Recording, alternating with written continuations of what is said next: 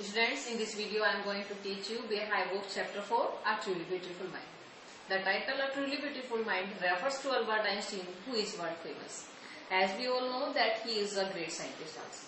But he is not great scientist since his childhood. He is the great scientist due to his patience, due to his hard work. In his childhood, he was very free and he was a common person. This chapter is not a short story, not a fiction, but this chapter is a short biography of him, where all his qualities have been highlighted. And in this chapter we will learn that he has interest in mathematics, in physics and humanistics also. And he advocates world peace, he advocates non-violence. This chapter, the title, A Truly Beautiful Mind, refers to Albert Einstein is really wonderful because we learn too much qualities and patience of Albert Einstein. So, with this intro, let we start our chapter, A Truly Beautiful Mind.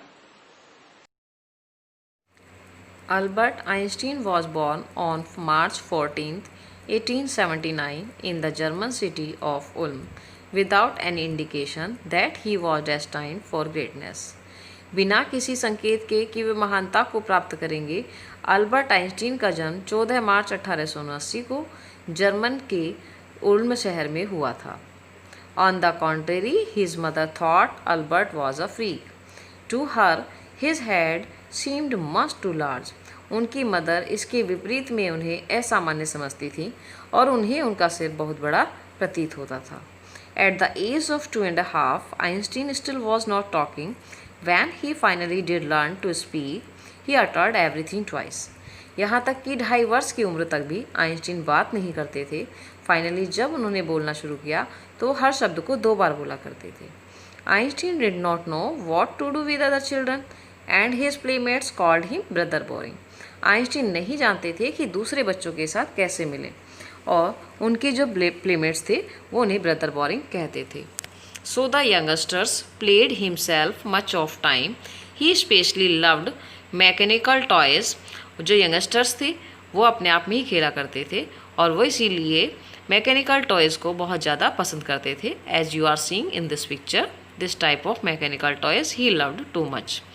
Looking at his newborn sister, he also said that fine, but where are her wheels? उन्होंने अपनी newborn sister मज़ा को देखा तब कहा कि बहुत अच्छी है बट उसके व्हील्स कहाँ हैं. As you have seen that he loved mechanical toys, so he think about her sister also mechanical toys and he is asking here where are her wheels. जैसे कि वो अपनी मैकेनिकल टॉयज़ के साथ ही खेला करते थे इसीलिए अपनी सिस्टर भी उन्हें मैकेनिकल टॉयज़ ही लग रही थी और उन्होंने पूछा कि उसके व्हील्स कहाँ हैं. A headmaster once told his father that what Einstein chose as a profession would not matter. एक बार उनके प्रधान अध्यापक ने उनके पिता से कहा कि आइंस्टीन प्रोफेशन के रूप में क्या चूज करते हैं ये कोई मैटर नहीं रखता है, because he will never make a success at anything, क्योंकि वह किसी भी तरीके से जीवन में सफलता नहीं पा सकते हैं. Einstein began learning to play the violin at the age of 6 because his mother wanted him to. Einstein ने 6 की एज में ही वायलिन चलाना सीख लिया था क्योंकि उनकी मदर ऐसा चाहती थी. He later became a gifted amateur violinist, maintaining this skill throughout his life. अपने जीवन में इस स्किल को मेंटेन करते हुए वह एक गिफ्टेड एमेच्योर वायलिनिस्ट के रूप में सामने आए. But Albert Einstein was not a bad people. He went to high school in Mint, where Einstein's family had moved when he was 15 months old and scored good marks in almost every subject. But Albert Einstein was not a bad pupil. He went to high school in Minsk. वह मिंच में high school के लिए गए. Where Einstein's family had moved when he was 15 months old. जब वो 15 months के थे तब उनकी फैमिली वहाँ गई थी. And scored good marks in almost every subject. और उन्होंने ऑलमोस्ट एवरी सब्जेक्ट्स में गुड मार्क्स को स्कोर किया. Einstein hated the school's regimentation and often clashed with his teachers. Einstein's को अपने स्कूल के regimentations, it means strict disciplines, rules and regulation पसंद नहीं थे, इसलिए वो अक्सर अपने टीचर से क्लैश कर जाते थे, झगड़ा कर जाते थे। At the age of 15 Einstein felt so stifled there that he left the school for good. और 15 की एज में आइंस्टीन को वहाँ इतनी सफोकेशन फील हुई कि उन्होंने स्कूल को ही छोड़ दिया।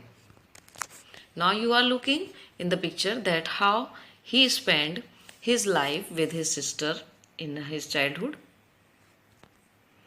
He has become a violinist because his mother want to make him violinist. His life in the school.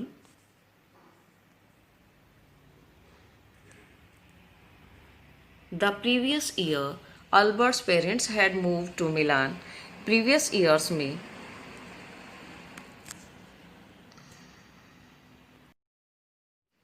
The previous year, Albert's parents had moved to Milan and left their son with relatives. Previous years में Albert's के parents को मिलान जाना था और इसीलिए उन्होंने अपने बेटे को अपने रिलेटिव्स के पास छोड़ दिया। After prolonged discussion, Einstein got his wish to continue his education in German-speaking Switzerland in a city which was more liberal than Minsk. एक लंबे डिस्कशंस के बाद आइंस्टीन ने अपनी इच्छा जर्मन स्पीकिंग स्विट्जरलैंड में एजुकेशन पाने के लिए रखी, एक ऐसा शहर जो मिन्स से ज़्यादा लिबरल था। Einstein was highly gifted in a mathematics and interested in physics. Einstein गणित में बहुत ही कुशल थे एंड फिजिक्स में भी उनका गहरा इंटरेस्ट था। After finishing school he decided to study at a university in Zurich. और अपनी स्कूल की स्टडी कंप्लीट करने के बाद उन्होंने डिसाइड किया कि वो ज्यूरिख यूनिवर्सिटी में स्टडी करेंगे। But science was not the only thing that appealed to the dashing young man with the मैरिलेस मुझे। बट साइंस ही केवल एक ऐसा सब्जेक्ट नहीं था जो ऐसे डैशिंग यंग मैन को, जिसकी समुद्री घोड़े जैसी मूछें हों, उसे पसंद आ जाता।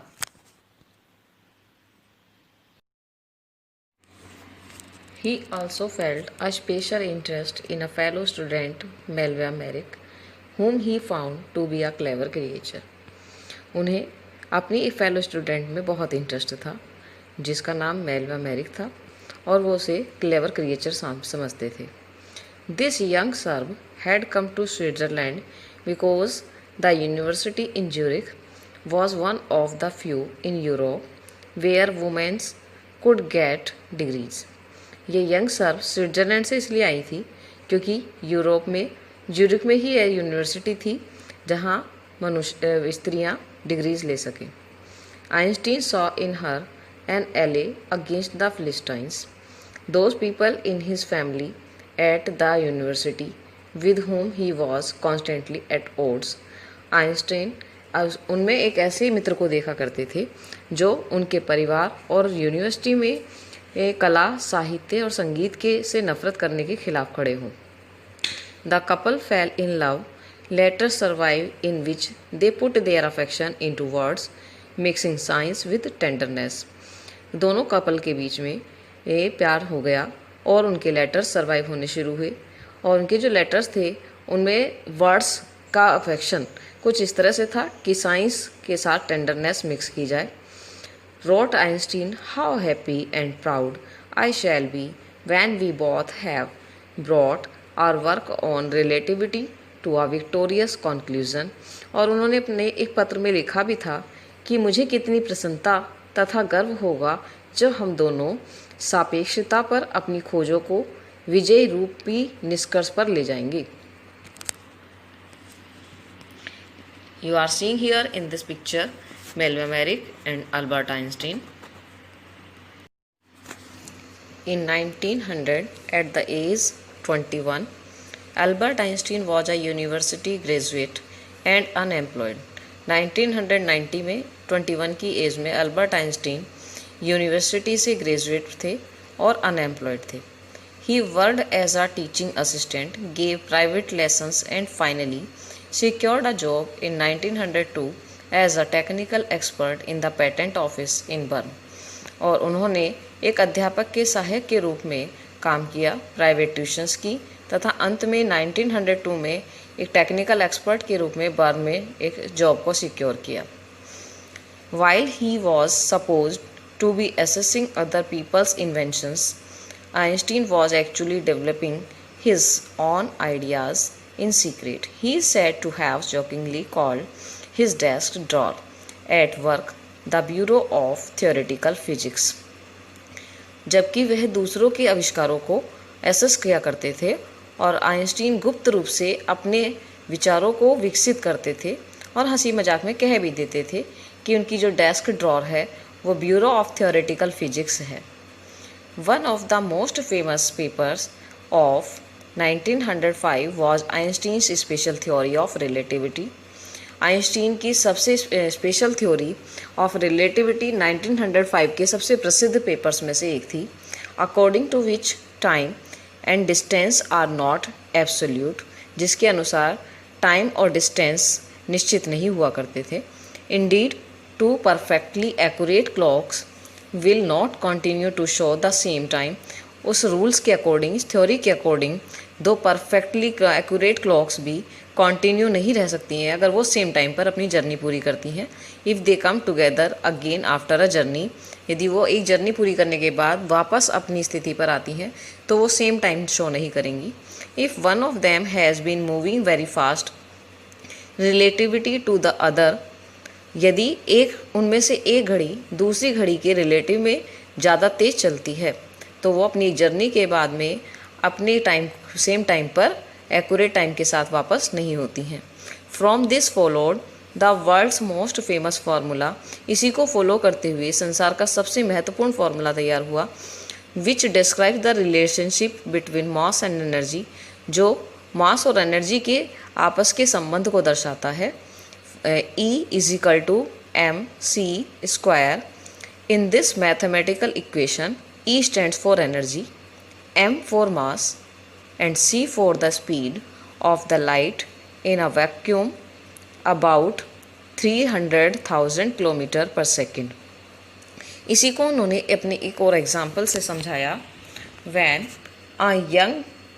when you sit with a nice girl for 2 hours, it seems like 2 minutes. उन्होंने बताया कि यदि आप किसी नाइस गर्ल के साथ में 2 घंटे बैठ जाते हैं तो ये ऐसा प्रतीत होगा जैसे कि 2 मिनट ही बीते हों.